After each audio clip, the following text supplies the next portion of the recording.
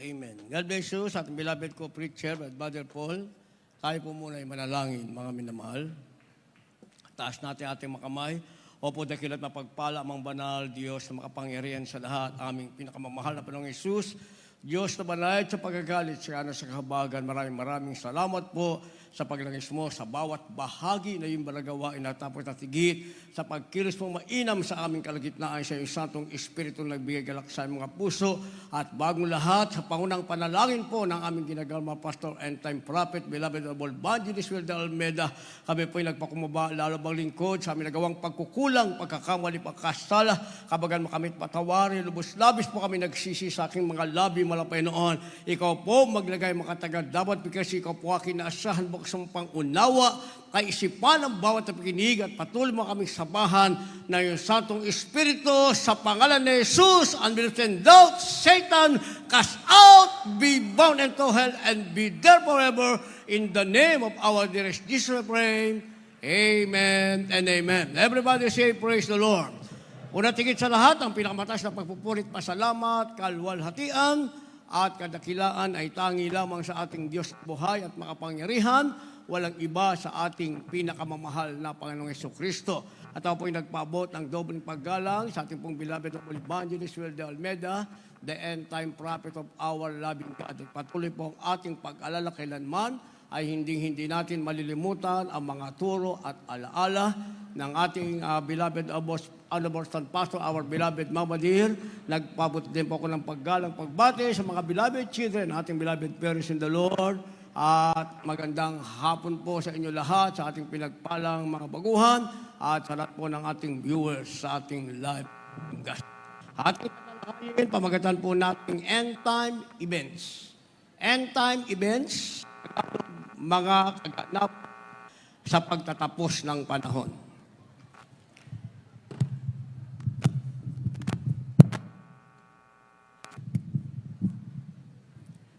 End time events, mga kaganapan sa pagtatapos ng panahon. Basahin po natin ang ating teksto, kindly po sa ating mga beloved Bible readers. The Gospel according to St. Matthew chapter 24, verse 22. And except those days should be shortened, there should no flesh be saved. But for the elect's sake, those days shall be shortened. Verse 36. But of that day and hour knoweth no man, no, not the angels of heaven, but my Father only. Verse 29. Immediately after the tribulation of those days shall the sun be darkened, and the moon shall not give her light, and the stars shall fall from heaven, and the powers of the heavens shall be shaken.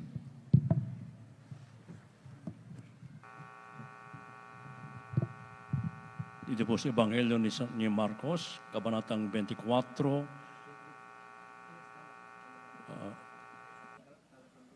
talatang 22 at 36 at 39. Beloved Brother Hill, verse 42, Matthew chapter 24, verse 42, 42, 36, and 29. Mangagpuyat nga kayo sapagkat hindi ninyo nalalaman kung anong araw paririto ang inyong Panginoon.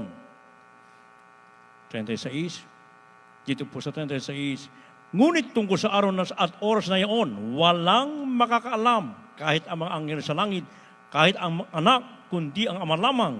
29, tatapwat karakarakang pagkatapos ng kapigatian sa mga araw na iyon, ay magdidilim ang araw at ang buwan ay hindi magbibigay ng kanyang liwanag at mga lalaglag ang mga bituin mula sa langit at magsisipangatal ang mga kapangyarihan sa mga langit. Amen. Amen. Ang ating pinakamamahal na Jesucristo, ang ating mabait na Diyos sa langit, ang magpala ng kanyang banal salita. Palakpakan muna natin ang malakas ang ating mahal na Panginoon. Tayo po muna ay sabay na pumalakpak sa ating mahal na Panginoon. At ang lahat magsabi na malakas na praise the Lord. Purihin ang ating pinakamalapit sa Kristo. End time events o mga kaganapan sa pagtatapos ng panahon. Kamakailan lamang mga minamahal, nangyari ang lindol sa dako ng Taiwan at maraming napahamak. At nung isang araw lamang sa dako ng New York, mga minamahal, New Jersey, hindi po ako magkamali. At ngayon, ang PBOX, mga minamahal, ay may nagsasabing may darating na 8.2. At ang kaganapang ito, ang mga lindol, mga kalamidad na darating, mga minamahal, ay dati na nakasulat sa banal na kasulatan. At ito ay ating napakinggan, napangaral na ng ating mahal na magulang sa Panginoon. At sinasabi, mga minamahal, sa ating nabasa, ito'y sinasabing mga ganapan sa pagtatapos ng panahon. Ayot sa gusto natin, mga minamahal, ay mayroong kaganapan. Sa ating sarili, ang kaganapan ay tayo'y mangarap. Hindi yan masama, mga minamahal. Hindi ibig sabihin, mga minamahal, na nagaganap ang mga bagay na ito, huminto tayo sa ating paghinga, o huminto sa paggawa, o huminto sa pagsusumika. Hindi yun ang ibig sabihin, mga minamahal. Ang ibig sabihin sa sinasabing end-time events ay update natin ang ating sarili, ano ang magaganap. Para kung ano man ang ating gagawin, mga minamahal, gagawin natin ito ayon lamang sa ating pangailangan at mananatili pa rin tayo sa kamay at presensya ng ating pinakamamahal na Panginoong Jesucristo. Sa mga patuto ating napapakinggan, kagaya kanina, mga minamahal, nakaka-bless yung patuto ng ating beloved sister from Samar, mga minamahal, pero meron siyang nasasabi na siya ay tumalikod, yung kanyang beloved papa ay tumalikod at nakabalik sa mahal na Panginoon. Yung side na yon, mga minamahal, ang nakukuha, mga minamahal, ng mga nakikinig ay yung pagtalikod, mga minamahal. Hindi nila nakukuha yung risk kapag ikaw ay tumalikod. Naintindihan yung ibig ko sabihin? Yung pagtalikod na nakabalik, yung side na yun ang kanilang nakukuha, yung kanilang nauunawaan. Kaya ngayon, mga minamahal, ang mangyayari, tatalikod muna ako. Yun nga, halos isang pamilya ang tumalikod, nakakabalik sa mahal na Panginoon. Yun ang sinasabi ng banal na kasulatan, mga minamahal. Dapat, kung ikaw ay magtatrabaho ng iyong kaligtasan, ipagtrabaho mo lang ang sarili mong kaligtasan. At kung titingin ka sa puwing, mga minamahal, huwag mong titignan ang puwing ng iyong kapwa, tignan mo ang sariling puwing ng iyong mga mata. Na ang ibig sabihin, huwag mong tignan ang kaganapan nangyayari sa kapwa mo, baka gayahin mo at sa paggaya mo, yung naganap na panunumbalik nila at natanggap na pagpapala ay hindi mo matanggap. Bakit? Dahil nga may sinasabing end-time events o mga kaganapan sa pagtatapos ng panahon. Sabi ng ating nabasa sa 42, magpuyat nga kayo sapagkat hindi nyo nalalaman kung anong araw paparito ang Panginoon.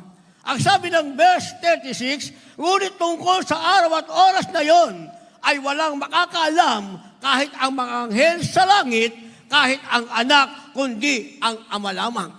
Sa madaling salita, mga minamahal, yung second coming ng mahal na Panginoong Hesus, ng ating pinakamamahal na Jesucristo, walang nakakaalam nito.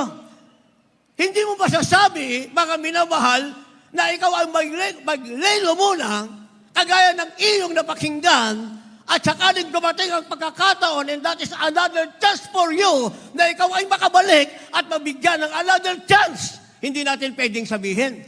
Dahil ang sabi, walang nakakaalam.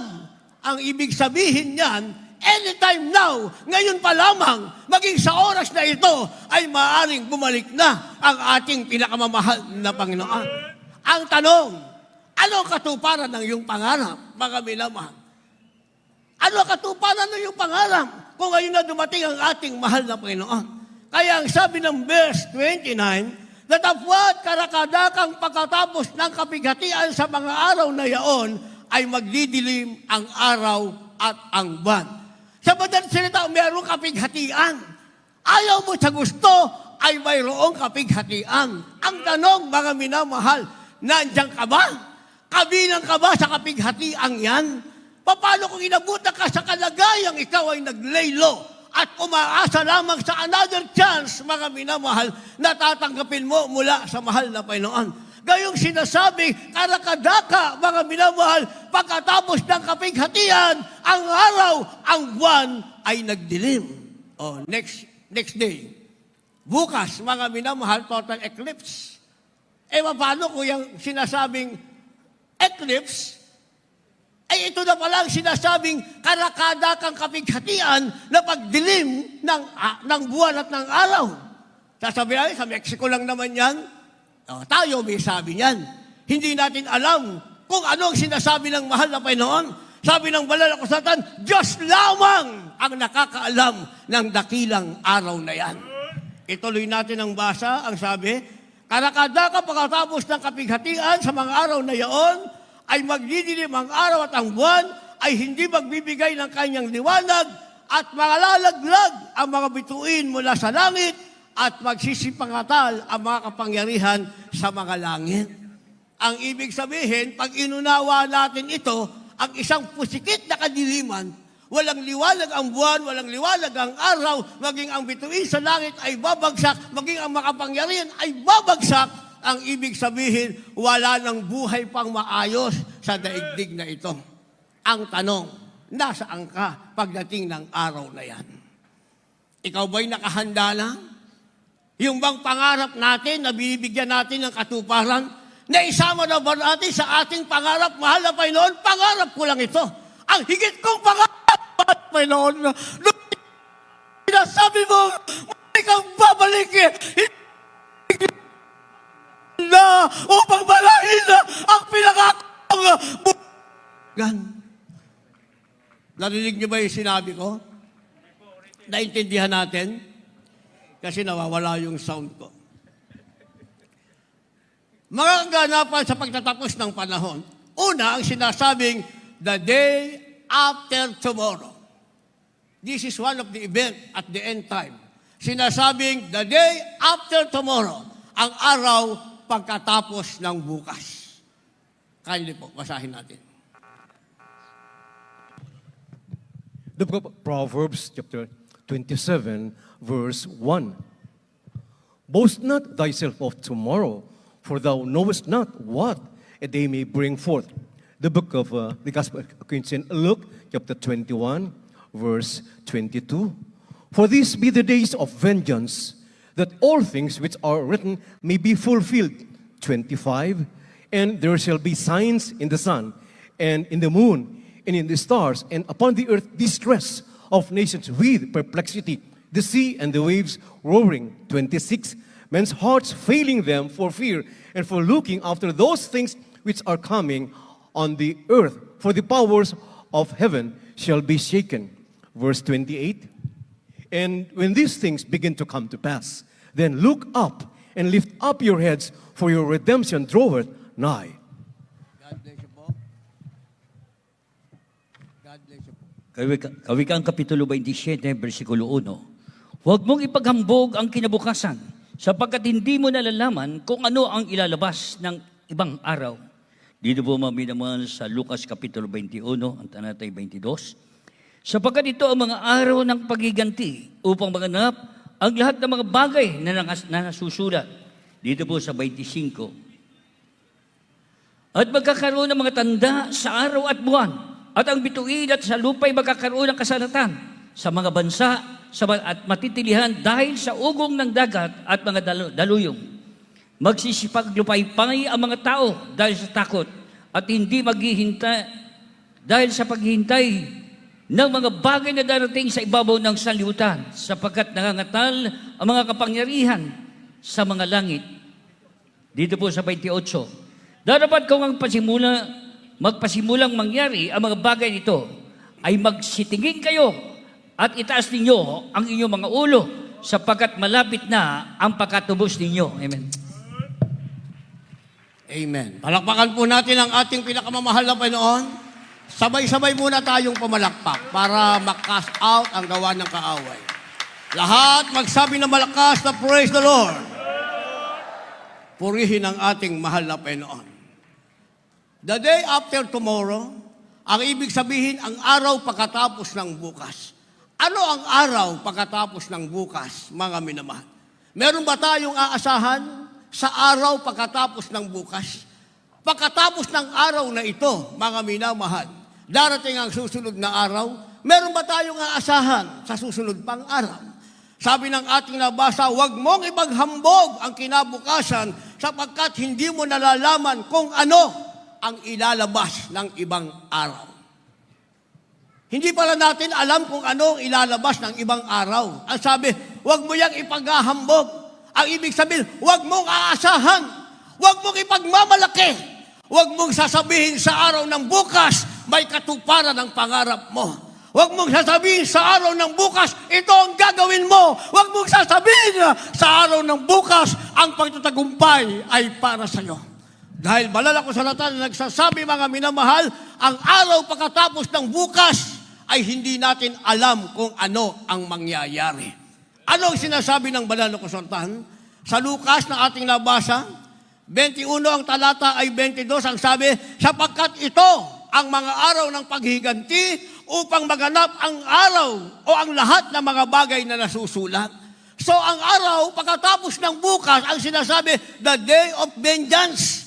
Araw ng paghihiganti, ang sabi, upang magkaroon ng katuparan ang mga nasusulat. Kaya bago pa magkaroon ng katuparan ng pangarap mo, magkakaroon din ng katuparan ang nasusulat. Ang tanong, sino ang unang magaganap? O ano ang unang magaganap? Ang pangarap mo ba? O ang sinasabi ng banal na kasulatan? Kung ang pangarap mo ang nagkaroon ng kaganapan, and that is not a vengeance, that is not the day of vengeance, sabihin natin, nasa iyo ang pagkakataon. Pero kung nasa iyo ang pagkakataon, at sa pagkakataon mo, iniwan mo ang ating pinakamamahal na Jesucristo dahil ikaw ay nakapokus sa iyong pangarap, pagkatapos ng araw, meron na namang bukas, at pagkatapos ng bukas, ay may kinabukasan, and maybe that is the day of vengeance. Kung dumating na ang araw ng paghihiganti, ang meron ka, pakikinabangan mo ba? Ang katuparan ng pangarap mo, pakikinabangan mo ba? Anong sabi ng ating nabasa? Verse 25, ang sabi, magkakaroon ng mga tanda sa araw at buwan at sa mga bituin. At sa lupa'y magkakaroon ng kasalatan sa mga bansa na matitilihan dahil sa ugong ng mga dagat at sa mga daluyong. Magkakaroon pala ng kasalatan, mga minamahal. Sa pandemic nga lang na ating naranasan, sa COVID pa lang, maraming pangarap na ang bumagsak, mga minamahal. Dito lang, yung iba, hindi na sila updated. Pero ang totoo niya, kahit ang mararangal na tao, nawala sa sarili nila sa panahon ng pandemic na yan. Na kung tutusin na sa kanila ang lahat ng bagay, bakit pagdating ng pandemic, nawala sila sa sarili? Isang kilalang taong mayaman sa Pilipinas na ito, dahil dyan, namatayan ng anak, mga minamahal. Sa ibang bansa, marami tayong kababayang binawian ng buhay. Iba't ibang lahing binawian ng buhay, mga minamahal. Ang tanong, bit-bit ba nila yung kanilang pangarap? Nakatulong ba sa kanila yung sinasabing pangarap pagdating ng tinatawag ng araw ng paghihiganti? Sabi ng ating nabasa, darating ang kasalatan at dadaluyong mga kapighatian. Sabi ng verse 26, magsisipang lupaypay ang mga tao dahil sa takot at dahil sa paghihintay ng mga bagay na darating sa ibabaw ng salimutan, sapagkat mangangatal ang mga kapangyarihan sa mga langit. Ayun ang kaganapang sinasabi, panglulupaypay. Wala nang lakas, wala nang Diyos na mayroong pag-ibig, wala nang Diyos na magpapabay ng iyong pangailangan na, wala nang Diyos na magliligtas sa iyo sa pagkapahamak, sapagkat ang kinabukasan sa araw ng bukas ay araw na paghiganti ng ating pinakamamahal na Panginoong Jesucristo. Kung hindi pa yan ang wakas ng daigdig, maaring paghihiganti ng Diyos sa araw-araw na ginagawa mong kasalanan. Kaya hindi natin pwedeng sabihin, araw-araw tayong patatawarin ng Diyos. Tama yan, pero darating din ang araw, wala nang araw sa kinabukasan na tatanggapin natin ang kapatawarang at pag-ibig na nilalaan ng ating pinakamamahal na Jesucristo. Kaya ang sabi ng 28, na dapat kung magpasimulang mangyari ang mga bagay na ito, ay magsitingin kayo sa langit at itaas ninyo ang inyong mga ulo sapagkat malapit na ang pagkatubos sa inyo. Palakpakan natin ang ating mahal na Panginoon. Hindi tayo magtataas ng ating award. Hindi tayo magtataas ng ating achievement. Hindi tayo magtataas kung ano ang ating natanggap. May bagong bahay, kotse, pera ba tayo, naparangalan ba tayo, hindi natin yan maitataas. Sabi ng ating nabasa, pagdating ng araw na yan, ang itaas mo lang ang iyong ulo, tumingin ka sa langit, malapit na ang iyong kaligtasan. Ipagkakaloob ng ating malapit noon, ang pagigati ng Diyos ay hindi para sa iyo. Yan ay para sa mga taong tumalikod at ayaw maglingkod sa ating malapit noon. Ang sinasabing end-time events ay magkakagaroon ng kaganapan sa kanila. Ang sinasabing ang araw pagkatapos ng bukas ay magiging pagkapahamak at hindi pagkaligtas sa kanila. Pero ikaw na nagpapatuloy at naglilingkod sa mahal na Panginoon, ang sinasabing the day after tomorrow ay kaligtasan para sa iyo. Ang simple mong gagawin, itaas ang iyong mata sa langit at makikita mo ang pagliligtas na gagawin ng ating mahal na Panginoon. Kaya pagkatapos niyan, may sinasabing from a distance. Ang ibig sabihin, mula sa malayo. Ano ang meron mula sa malayo? Basahin po natin, kindly. The book of Psalm chapter 14 verse 2. The Lord looked down from heaven upon the children of men to see if there were any that did understand and seek God. Verse 1. The fool hath said in his heart, there is no God. They are corrupt. They have done abominable works. There is none that doeth good. The book of Psalm chapter 91 from verse 14 up to verse 16. Because he hath set his love upon me, therefore will I deliver him. I will set him on high, because he hath known my name. He shall call upon me, and I will answer him. I will be with him in trouble. I will deliver him and honor him. With long life will I satisfy him and shew him my salvation. God bless you po. Sa mga awit, kabanatang 14, 2, balik sa 1. Tinutunghan ng Panginoon ang mga anak na mga tao mula sa langit upang tingnan kung may sino mang nakakaunawa na hinahanap ang Diyos. Ang mangmang ay nagsabi sa kanyang puso, walang Diyos, sila'y nangapapahamak, sila'y nagsigawa ng kasuklam-suklam na mga gawa, walang gumagawa ng mabuti. Ito po sa awit 91, 14-16. Sapagkat kanyang inilagak ang kanyang pag-ibig sa akin, kaya't iniligtas ko siya, aking ilalagay siya sa mataas, sapagkat kanyang naalaman ang pangalan ko. Siya'y tatawag sa akin at sasagutin ko siya. Ako'y sa kanya sa kabagabagan, aking ililigtas siya at paralangalan siya. Aking bubusugin siya ng mahabang buhay at ipakikita ko sa kanya ang aking pagliligtas. Amen. Palakpakan po natin ang ating mahal na Panginoon, sabay-sabay na palakpak ng may pasasalaman. Lahat sumigaw ng malakas na praise the Lord ng may kagalakan. End time events, ang una ay sinasabi the day after tomorrow, and then after this ang sinasabing from a distance. Na ang ibig sabihin mula sa malayo. Ano ang meron mula sa malayo? Ang sabi ng verse 2 na ating nabasa sa Psalms chapter 14, tinutunghan ng Panginoon ang mga anak ng tao mula sa langit upang tignan kung may sino mang nakakaunawa na hinahanap ng Diyos. Ito pala yung sinasabing from a distance.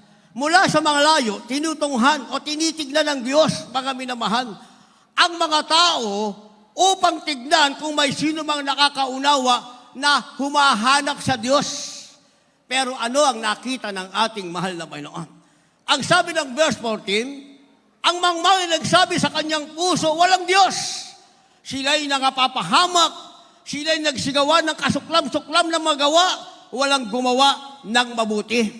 Yun ang nakita mula sa malayo ng ating mahal na Panginoon sa mga mangmang na hindi inunawa na mayroong Diyos, bagkos sila ay hindi gumawa ng mabuti at sila ay gumawa ng masama. At meron din naman nakita ang mahal na Panginoon mula sa malayo. Sabi ng ating nabasa sa Psalms 91, verse 14, ang sabi ng verse 15, sapagkat kanyang inilagak ang kanyang pag-ibig sa akin, kaya't iniligtas ko siya. merong nakita mula sa malayo ang ating mahal na Panginoon, mga taong humanap sa Kanya at naglagak ng pag-ibig sa Kanya. Ang sabi ng first phrase na ating nabasa, ito ay nakita ng ating mahal na Panginoon. Kung paano nakita ang mangmang na sasabing walang Diyos at hindi gumawa ng mabuti, bagkus kasuklang-suklam, meron ding nakita ang ating pinakamamahal na Panginoon. Ang sabi, sila ay humanap sa Diyos, naglagak ng pag-ibig sa Diyos. Ang sabi, kaya't ililigtas ko siya, aking ilalagay siya sa mataas, sapagkat kanyang naalaman ang pangalan ko. Ang taong ito na nakita ng Diyos mula sa malayo ay may kaligtasan para sa mahal na Panginoon. Dahil nalaman niya kung ano ang pangalan ng ating pinakamamahal na Panginoong Jesucristo. Kaya makikita natin mga ating kalagayan, mga minamahal, kung mula sa malayo ay nakatingin ang ating mahal na Panginoon, kung merong mga taong ayaw humanap sa Diyos, pinagpala tayo.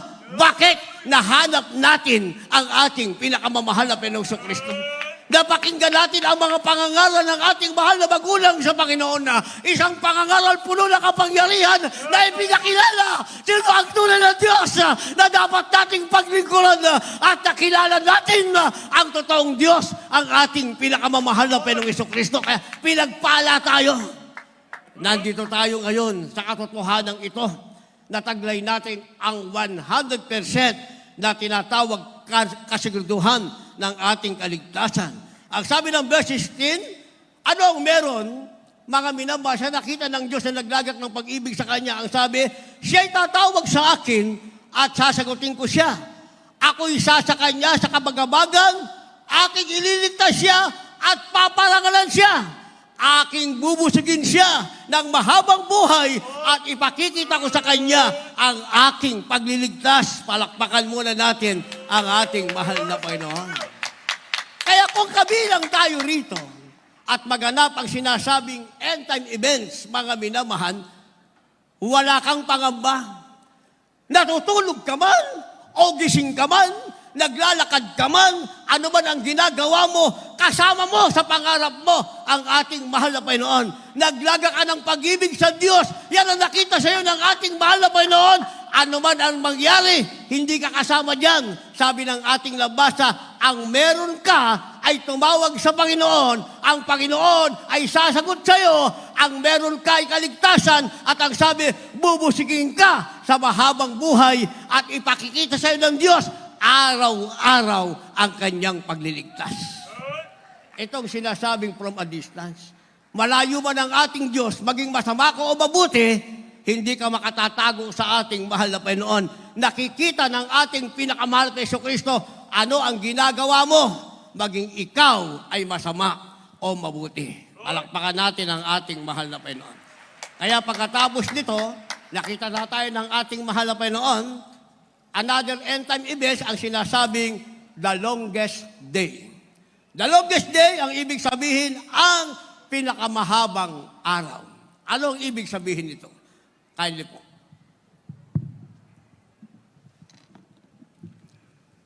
The book of Luke chapter 16 from verse 19 and the following.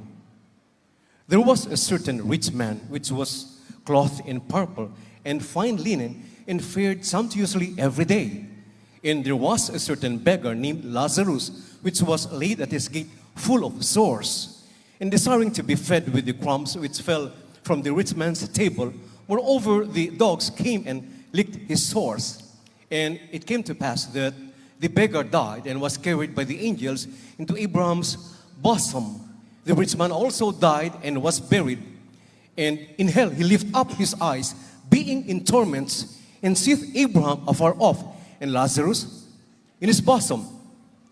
And he cried and said, Father Abraham, have mercy on me, and send Lazarus that he may dip the tip of his finger in water, and cool my tongue, for I am tormented in this flame. But Abraham said, Son, remember that thou in thy lifetime receivest thy good things, and likewise Lazarus evil things. But now he is comforted, and thou art tormented. And beside all this, between us and you, there is a great gulf fixed, so that they which would pass from hence to you cannot, neither can they pass to us that would come from thence. God bless you po. Ako na po magbasa sa Tagalog. Palakpakan muna natin ang ating mahal na Panginoon. Isang malakas na palakpak. Lahat magsabi ng praise the Lord. Ako na po sa Tagalog para hindi masayang oras natin. Ito yung sinasabing the longest day. Bakit sinabing the longest day? One of the end time events. Isa ito sa sinasabing mga kaganapan sa pagtatapos ng panahon. Sabi ng verse 19 na ating nabasa, meron daw isang taong mayaman. Ang sabi, siya'y nagdadamit ng kulay ube, maselang lino, araw-araw ay kumakain ng sagana. Bakit? Ang sabi, dahil siya ay mayaman. Sabi ng verse 20, kalakip nito isang pulube, ang sabi, ang pangalay Lazaro, lipos ng sugat, inilalagay sa kanyang pintuan. So dalawang tao na magkaiba ang kanilang katayuan. Isang mayaman at isang pulube, mga minamahal. Ang sabi ng verse 22, mangyari namatay ang pulube at siya'y dinala sa anghel sa sinapupunan ni Abraham at namatay naman ang mayaman at inilibing. Sabi ng ating nabasa, ang dalawang taong magkaiba ang kalagayan, isang mayaman at isang mahirap, dumating ang panahon, sila'y parehong namatay. Ang sabi, ang si Lazarong mahirap na pulubing may karamdaman, matapos mamatay, karakadaka, sila'y inilibing pati ang mayaman. Subalit si Lazaro ay dumilat sa piling ng ating pinakamamahal na Peso Kristo. Saan naman dumilat ang mayaman, mga minamahal? Ang sabi rito sa verse 23, at sa Hades na sa mga pagdurusa ay itining niya ang kanyang mga mata at natanaw niya sa malayo si Abraham at si Lazaro ay nasa kanyang sinapupunan. Si Lazaro ay namatay sa piling ni Abraham, ibig sabihin sa piling ng Diyos, ang mayaman ay namatay, nasaan siya? Nasa Hades ng pagdurusa. Ang sabi, mula roon sa kalayuan, ay nakita niya si Abraham at si Lazaro ay nasa shipping o sinapupunan ni Abraham. Ibig sabihin, katabi ng Panginoon. Ituloy natin ang basa. At sumigaw at sinabi, Amang Abraham, maawa ka sa akin, suguin mo si Lazaro upang itubog niya sa tubig ang dulo ng kanyang daliri at palamigin ang aking dila sapagkat naghihirap ako sa alab na ito.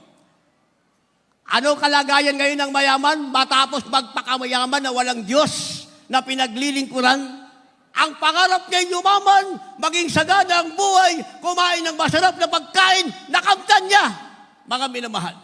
Pero pagkatapos ng buhay sa lupa, baka iba naman ang kanyang kalagayan. Ang sabi, mga minamahal, siya ay nasa lugar ng pagdurusa. At doon sa malayo, sa lugar ng pagdurusa, ay nakikipag-usap kay Amang Abraham na sinasabing, isugo si Lazaro at itubog lamang ang daliri sa tubig at ilagay sa kanyang labi, ang sabi ng mayaman, sapagkat siya ay naghihirap sa alab na ayon. Ibig sabihin, hindi maganda ang kanyang kalagayan, siya ay nasa paghihirap. Anong sagot ni Amang Abraham? Verse 25, datapwat sinabi ni Abraham, alalahanin mo na ikaw ay tumanggap ng iyong mabubuting bagay sa iyong pamumuhay at si Lazaro sa gayon ding paraan ay masasamang bagay. Datapat ngayon, inaalo siya rin at ikaw ay nasa kahirapan.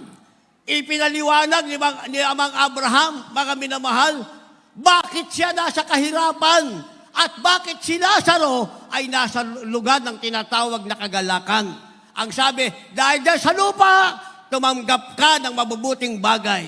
Ang ibig sabihin sa mabubuting bagay, mabuti sa kanya yon, hindi niya inisip na may mas mabuti ang Diyos na magbibigay sa kanya ng kaligtasan. Samantalang si Lazaro, mga minamahal, si Lazaro, isang pulubi, napakahirap, may karamdaman pa. Ang sabi, meron siyang sugat, walang kagalingan. Pero kahit kailan, hindi siya nagtampo sa ating mahal na Panginoon. Hindi siya gumawa ng masama, hindi siya nagnakaw. Hindi niya ninakawan ng mayaman, mga minamahal. Kung ano ang biyaya ng Diyos, yun ang kanyang tinatanggap. Pag ang mayaman ay nagtapon ng ngumo, tila-tilang pagkain, yun ang kakainin ni Lazaro. Wala siyang reklamo, mga minamahal. Samantalang tayo, nang tayo tinawag ng Diyos, lahat ng pangako ng Diyos natanggap natin. Natanggap natin ang kapatawaran ng kasalanan, natanggap natin ang kagalingan ng ating karamdaman, Ang aking ketong ay gumaling na walang balikan. Ang inyong karamdaman ay gumaling. Ang ating pusong puno ng kaguluhan ay nagkaroon ng kapayapaan. Ang ating mga problema nagkaroon ng kalutasan. Naranasan natin tayo'y nanalangin. Dininig tayo ng ating mahal na Panginoon. Naranasan natin sa disgrasya. Pinag-ingatan tayo ng ating mahal na Panginoon. Naranasan natin ang ating mga kaaway ay naging kaaway ng mahal na Panginoon. Ikumpara kay Lazaro, walang mabuting bagay na tanggap si Lazaro mula sa ating mahal na Panginoon. At wala rin tayong mababasa na si Lazaro ay humingi ng anuman sa Panginoon. Isa lang ang pangarap ni Lazaro, matatapos ang lahat ng hirap sa lupa, pipikit ang kanyang mata at muling didilat sa piling ng ating mahal na Panginoon. Yung kanyang simpleng pangarap ay nagkaroon ng katuparan at ang mayaman din naman ay nangarap na sasagana ang kanyang buhay sa kanyang pangarap. Walang Diyos na kasama, natanggap niya rin ang kanyang pangarap. Pagpikit ng kanyang mata, wala siya sa piling ng Diyos na may kagalakan, nandun siya sa lugar ng pagdurusa, and that is the longest day. Yan ang sinasabing pinakamahabang araw. Bakit pinakamahaba? Yan na kasi ang kanilang lugar. Yan na ang kanilang tinatawag na permanent dwelling place. Diyan na sila titira forever and ever. Ang mayaman sa lugar ng pagdurusa, for the longest day, sa mahabang panahon, hanggang sa hatulan, si Lazaro sa piling ng Diyos hanggang ibigay ng Diyos ang award para kay Lazaro, sinasabing the longest day. Kaya isipin natin yan, mga minamahal. Saan mo gustong gugulin ang mahabang araw mo, mga minamahal? Saan mo gustong gugulin? Babaliwalain mo ba ang ibinigay na provision sa iyo ng mahal na Panginoon? Samantalang si Lazaro, bakit isinulat sa banal na kasulatan? Isang taong walang natanggap na mabuting bagay sa mahal na Panginoon. Pero may pangarap siyang isang araw makakapiling niya ang ating mahal na Panginoon. Tayo natanggap natin ang lahat ng ating hiningi sa mahal na Panginoon. Meron pa tayong pangarap. Pagkatapos ng pagpapalang ito, isang araw, ang the longest day ay para sa atin, hindi sa lugar ng pagdurusa, sa lugar, sa piling ng ating pinakamamahal na Yesu Kristo. At pagkatapos ng lahat ng ito, the end time events, ang pinakahuli ay sinasabing better country. Ang ibig sabihin, isang mabuting lupain. Ito ang ating sinasabing tunay na tahanan. Last verse, kindly po, maghanda ating magpaawit, mga manugtog. The book of Hebrews chapter 11 verse 16. But now they desire a better country that is an heavenly. Wherefore God is not ashamed to be called their God, for He hath prepared for them a city. Dito po sa Hebreo Kapitulo 11, versikulo 16. Ngunit ngayon ay nagnanasa sila ng lalong magaling na lupain na sa makatuwid baga ang sa langit.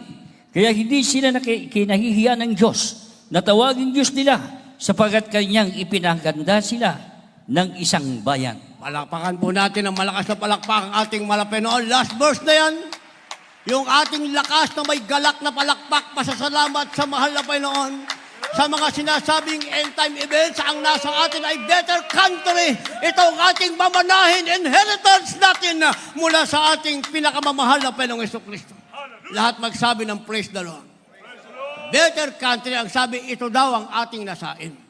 Ang sabi, ngunit ngayon, ay nagnanasa sila ng isang lalong magaling na lupain.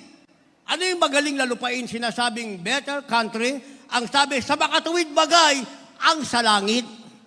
Ito yung sinasabing better country. Isang magaling na lupain. Mga minamahal, one of the end time events, nasa magaling na lupain ka na. Pagdilat ng mata mo, nasa mabuting lupain ka na. Nasa langit ka na. Ang sabi rito, sa langit, hindi sila ikahiya ng Diyos na tawaging Diyos nila sapagkat kanyang ipinaghanda sila ng isang bayan. Yung palang langit, isang bayang inihanda sa tunay na anak ng ating mahal na Panginoon. Kaya sa sinasabing end-time events, dalawang bagay lang ang patutunguhan ng tao. Saan ka tutungo? Ano yung tatanggapin? Ang sinasabing paghihiganti ng Diyos at ikaw ay dadako doon sa sinasabing The longest day, yan na ang iyong lugar forever and ever, o ikaw ay nasa better country, ang tatanggapin mo ay inihandang bagong bayan, isang mabuting lupain na hinanda ng Diyos para sa iyo. Kayo na po ang sasagot niyan pag uwi niyo sa bahay. At kayo rin ang makasasagot sa sarili niyo pag humarap kayo sa salamin. Kausapin niyo ang sarili niyo. Kausapin niyo. Sabihin niyo, kung kayo brother o sister, kausapin niyo, sabihin niyo, meron palang sinasabing end time events. The day after tomorrow. Ang sinasabing ang araw pagkatapos ng bukas. Yung kayang pangarap ko, sa araw pagkatapos ng bukas, kasama kaya ang mahal na Panginoon? At pagkatapos ito, may sinasabing from a distance. Mula sa malayo, ako ba'y natanaw ng Diyos na naglalagak ng pag-ibig sa Kanya? At sinasabing the longest day, saan ko gugulin ang pinakamahaba kong araw? Doon ba sa lugar ng pagdurusa o sa langit sa sinasabing better country na inihanda ng ating mahal na Panginoong Kristo? Kausapin niyo yung sarili niyo, kayo rin ang sasagot. Lahat tayo'y tumayo at umawit sa ating mahal na Panginoon. Lahat ng dala niyong baguhan, dalhin niyo sila sa harapan. Ayaw sa gusto natin, yung sinasabing end time events o mga kaganapan sa pagtatapos ng panahon ay magaganang. Ang sinabi ng PBOX na 8.2 intensity na earthquake na darating, pag yan ay naganap, wala kang gagawin. Huwag kang magbitbit ng kahit ano, lumuhod ka lang, tumingin ka sa langit, ang sabi ng ating nabasa, malapit na ang iyong kaligtasan. Kaya sa lahat ng baguhang dala nyo, hihintayin natin sila habang tayo umaawin, mula sa left and right wings, nasa ilalim, nasa mga garahe, nasa labas ng benyong ito.